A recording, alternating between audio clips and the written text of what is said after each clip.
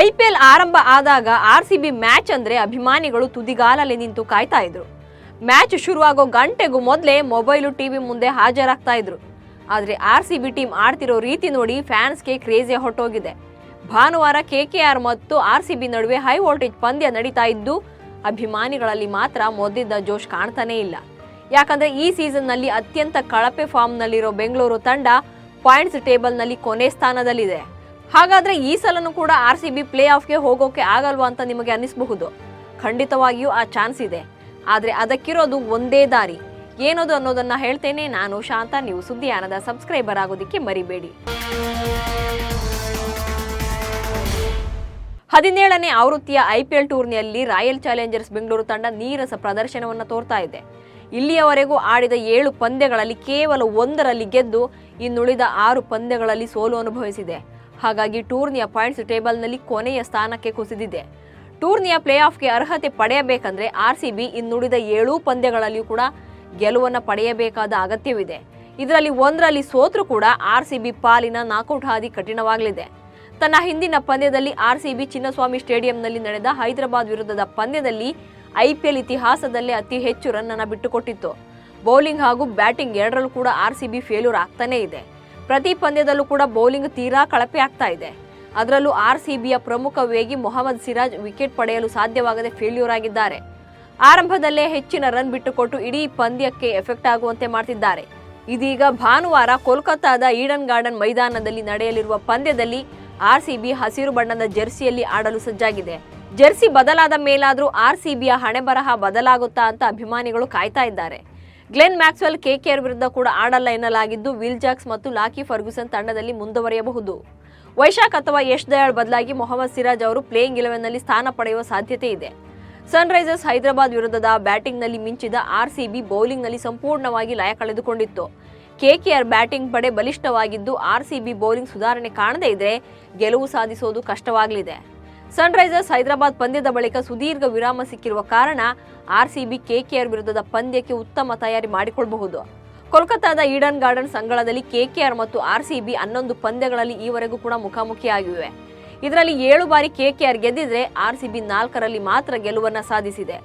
2019ರ ಬಳಿಕ RCB ಇಲ್ಲಿ ಪಂದ್ಯವನ್ನ ಗೆದ್ದೇ ಇಲ್ಲ. ಈ ಬಾರಿಯಾದ್ರೂ ಗೆಲ್ಲುತ್ತಾ ಎಂದು ನೋಡಬೇಕಿದೆ. ಇನ್ನು ಶ್ರೇಯಸ್ ಅಯ್ಯರ್ ನಾಯಕತ್ವದ ಕೋಲ್ಕತ್ತಾ ನೈಟ್ ರೈಡರ್ಸ್ ತಂಡ ಅತ್ಯುತ್ತಮ ಪ್ರದರ್ಶನವನ್ನ ತೋರ್ತಾ ಇದೆ.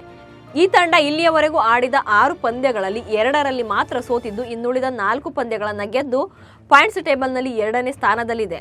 ತನ್ನ ಹಿಂದಿನ ಪಂದ್ಯದಲ್ಲಿ ರಾಜಸ್ಥಾನ್ ರಾಯಲ್ಸ್ ಎದುರು KKR 2 ವಿಕೆಟ್ಗಳ ಸೋಲು ಅನುಭವಿಸಿತ್ತು.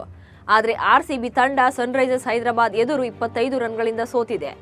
ರಾಯಲ್ ಚಾಲೆಂಜರ್ಸ್ ಬೆಂಗಳೂರು ಹಾಗೂ ಕೋಲ್ಕತ್ತಾ ನೈಟ್ ರೈಡರ್ಸ್ ತಂಡಗಳು ಇಲ್ಲಿಯವರೆಗೆ 34 ಪಂದ್ಯಗಳಲ್ಲಿ ಮುಖಾಮುಖಿಯಾಗಿ ಕಾದಾಟ ನಡೆಸಿವೆ. ಇದರಲ್ಲಿ KKR ತಂಡ 20ರಲ್ಲಿ ಗೆಲುವು ಸಾಧಿಸಿದ್ರೆ RCB 14 ಪಂದ್ಯಗಳನ್ನು ಮಾತ್ರ ಗೆದ್ದಿದೆ. ಇನ್ನು ಪ್ರಸಕ್ತ ಟೂರ್ನಿಯಲ್ಲಿ ಮೊದಲ ಬಾರಿ ಕಾದಾಟದಲ್ಲಿ RCB ಎದುರು KKR ಗೆಲುವು ಪಡೆದಿತ್ತು. ಇದೀಗ ಅದೇ ವಿಶ್ವಾಸದಲ್ಲಿ KKR ಮತ್ತೆ ಕಣಕ್ಕಿಳಿಯಲಿದೆ. ಇನ್ನು ಪಿಚ್ ರಿಪೋರ್ಟ್ ನೋಡೋದಾದ್ರೆ RCB ಹಾಗೂ KKR ನಡುವಣ ಪಂದ್ಯ ನಡೆಯುವ ಕೋಲ್ಕತ್ತಾದ ಈಡನ್ ಗಾರ್ಡನ್ಸ್ ಕ್ರೀಡಾಂಗಣದ ಪಿಚ್ ಬ್ಯಾಟ್ಸ್ಮನ್ಗಳ ಸ್ನೇಹಿ ವಿಕೆಟ್ ಆಗಿದೆ. ಈ ಪಿಚ್ನಲ್ಲಿ ಸರಾಸರಿ ಮೊತ್ತ 175 ರನ್ಗಳಾಗಿವೆ. ಸದ್ಯ 7 ಮ್ಯಾಚ್ಗಳ ಪೈಕಿ 6ರಲ್ಲಿ ಸೋತು ಪಾಯಿಂಟ್ಸ್ ಟೇಬಲ್ನಲ್ಲಿ ಕೊನೆ ಸ್ಥಾನದಲ್ಲಿರೋ RCB ಈ ಸೀಸನ್ನಲ್ಲಿ ಪ್ಲೇ ಆಫ್ಗೆ ಎಂಟ್ರಿ ಕೊಡುತ್ತಾ ಇಲ್ವಾ ಅನ್ನೋದೇ ಅಭಿಮಾನಿಗಳನ್ನ ಕಾಡ್ತಿರೋ $1 ಮಿಲಿಯನ್ ಪ್ರಶ್ನೆ. -1.185 ರನ್ ರೇಟ್ ಹೊಂದಿರುವ RCB ಈ ಬಾರಿ ಪ್ಲೇ ಆಫ್ ತಲುಪಲ್ಲ ಅಂತ ಕ್ರಿಕೆಟ್ ಪಂಡಿತರು ಭವಿಷ್ಯವನ್ನ ನುಡಿತಾ ಇದ್ದಾರೆ. ಕೆಲ ಫ್ಯಾನ್ಸ್ ಕೂಡ ಈ ಬಾರಿಯೂ ಕಪ್ ನಮ್ದಲ್ಲ ಅಂತ ಫಿಕ್ಸ್ ಆಗಿದ್ದಾರೆ. ಇದನ್ನ ಹುಸಿಯಾಗಿಸೋ ಒಂದು ಚಾನ್ಸ್ RCBಗಿದೆ. ಅದೃಷ್ಟ ಬದಲಾದ್ರೆ RCBಗೆ ಪ್ಲೇ ಆಫ್ ತಲುಪುವ ಅವಕಾಶ ಕೂಡ ಇದೆ. RCB ಪ್ಲೇ ಆಫ್ ತಲುಪಬೇಕು ಅಂದ್ರೆ ಮುಂದಿರೋ 7ಕ್ಕೆ 7 ಪಂದ್ಯಗಳನ್ನ ಗೆಲ್ಲಬೇಕು. ಸದ್ಯ 1 ಪಂದ್ಯ ಗೆದ್ದಿರುವ RCB ಉಳಿದ 7 ಪಂದ್ಯಗಳನ್ನ ಗೆದ್ರೆ 16 ಪಾಯಿಂಟ್ಸ್ ಕಲೆ ಹಾಕಲಿದೆ. ಆಗ ಮಾತ್ರ ಪ್ಲೇ ಆಫ್ ಪ್ರವೇಶದ ಚಾನ್ಸ್ ಸಿಗಲಿದೆ. ಕೇವಲ ಗೆದ್ರೆ ಇಲ್ಲಿ ಸಾಕಾಗೋದಿಲ್ಲ. ಭಾರೀ ಅಂತರದ ಗೆಲುವು, ಪ್ರಚಂಡ ದಿಗ್ವಿಜಯದ ಅವಶ್ಯಕತೆ ತಂಡಕ್ಕಿದೆ. ಆಗ ಮಾತ್ರ ಪಾತಾಳಕ್ಕೆ ಕುಸಿದಿರೋ ರನ್ ರೇಟ್ ಹೆಚ್ಚಾಗಲಿದೆ. ಆದ್ರೆ RCB ಅದ್ಭುತ ಗೆಲುವು ದಾಖಲಿಸಬೇಕು ಅಂದ್ರೆ ಮೊದಲಿಗೆ ಬೌಲರ್ಗಳ ಮೇಲೆ ಪ್ರೆಷರ್ ಕಡಿಮೆ ಮಾಡಬೇಕಿದೆ. ಕಳಪೆ ಪರ್ಫಾರ್ಮೆನ್ಸ್ ನಿಂದ ಕಂಗೆಟ್ಟಿರೋ ಬೌಲರ್ಸ್ ಟ್ರ್ಯಾಕ್ಗೆ ಮರಳಬೇಕು ಅಂದ್ರೆ ಬ್ಯಾಟರ್ಸ್ ಬಿಗ್ ಸ್ಕೋರ್ ಅನ್ನ ಕಲೆ ಹಾಕಲೇಬೇಕು. ಮೊನ್ನೆ ಹೈದರಾಬಾದ್ ವಿರುದ್ಧ ಆಡಿದಂತೆ ಅಗ್ರೆಸಿವ್ ಇಂಟೆಂಟ್ ನಲ್ಲಿ ಆಡಬೇಕು. ಇದರ ಸಂಪೂರ್ಣ ಜವಾಬ್ದಾರಿ ಬ್ಯಾಟರ್ಸ್ ಮೇಲೆ ಇದೆ. ಆದ್ರೆ ಈ ಬಾರಿ ಕೊಹ್ಲಿ ಮತ್ತು DKಯನ್ನ ಬಿಟ್ರೆ ಮತ್ಯಾರು ಕೂಡ ಉತ್ತಮ ಫಾರ್ಮ್ ನಲ್ಲಿ ಇಲ್ಲದೆ ಇರೋದು ದೊಡ್ಡ ತಲೆನೋವಾಗಿದೆ. ಕೋಲ್ಕತ್ತಾ ನೈಟ್ ರೈಡರ್ಸ್ ವಿರುದ್ಧ RCB ತನ್ನ 8ನೇ ಪಂದ್ಯವನ್ನ ಆಡಲಿದ್ದು ಈ ಪಂದ್ಯ RCBಗೆ ತುಂಬಾ ವಿಶೇಷವಾಗಿದೆ. ಯಾಕಂದ್ರೆ ಈ ಪಂದ್ಯದಲ್ಲಿ RCB ಹಸಿರು ಬಣ್ಣದ ಜೆರ್ಸಿ ತೊಟ್ಟು ಕಣಕ್ಕಿಳಿಯಲಿದೆ. RCB ಪ್ರತಿ ಸೀಸನ್ನ ಒಂದು ಪಂದ್ಯದಲ್ಲಿ ಹಸಿರು ಬಣ್ಣದ ಜೆರ್ಸಿ ತೊಟ್ಟು ಕಣಕ್ಕಿಳಿಯುತ್ತೆ. ಅದರಂತೆ ಈ ಬಾರಿಯೂ RCB ತಮ್ಮ ಪದ್ಧತಿಯನ್ನ ಮುಂದುವರಿಸ್ತಾ ಇದೆ. RCB ತನ್ನ ಅಭಿಮಾನಿಗಳಲ್ಲಿ ಸ್ವಚ್ಛತೆ ಮತ್ತು ಹಸಿರು ಪರಿಸರದ ಬಗ್ಗೆ ಜಾಗೃತಿ ಮೂಡಿಸುವ ಸಲುವಾಗಿ ಈ ಹಸಿರು ಜೆರ್ಸಿಯನ್ನು ಧರಿಸಿ ಒಂದು ಪಂದ್ಯವನ್ನು ಆಡುತ್ತೆ. ಅದರಂತೆ ಕಳೆದ ಬಾರಿ RCB ತನ್ನ ಈ ಅಭಿಯಾನದಡಿ ಬೆಂಗಳೂರಿನ 3 ಕೆರೆಗಳನ್ನ ಪುನರುಜ್ಜೀವನಗೊಳಿಸುವುದಕ್ಕೆ ಮುಂದಾಗಿತ್ತು. ಇದೀಗ RCB ತಾನು ಕೈಗೆತ್ತಿಕೊಂಡಿದ್ದ ಕೆಲಸವನ್ನ ವರ್ಷದೊಳಗೆ ಪೂರೈಸಿದ್ದು ತನ್ನ ಸತ್ಕಾರ್ಯದ ವಿಡಿಯೋವನ್ನ ತನ್ನ ಅಧಿಕೃತ ಎಕ್ಸ್ ಖಾತೆಯಲ್ಲಿ ಹಂಚಿಕೊಳ್ಳುವ ಮೂಲಕ ಮಾಹಿತಿ ನೀಡಿದೆ. ಒಟ್ನಲ್ಲಿ ಚಿನ್ನಸ್ವಾಮಿ ಮೈದಾನದಲ್ಲಿ ಗೆಲ್ಲೋದೇ RCB ಮುಂದಿರೋ ಬಿಗ್ಗೆಸ್ಟ್ ಚಾಲೆಂಜ್. 7 ಪಂದ್ಯಗಳ ಪೈಕಿ ಹೋಮ್ ಗ್ರೌಂಡ್ನಲ್ಲಿ ಇನ್ನೂ 3 ಪಂದ್ಯಗಳನ್ನು RCB ಆಡಲಿದೆ.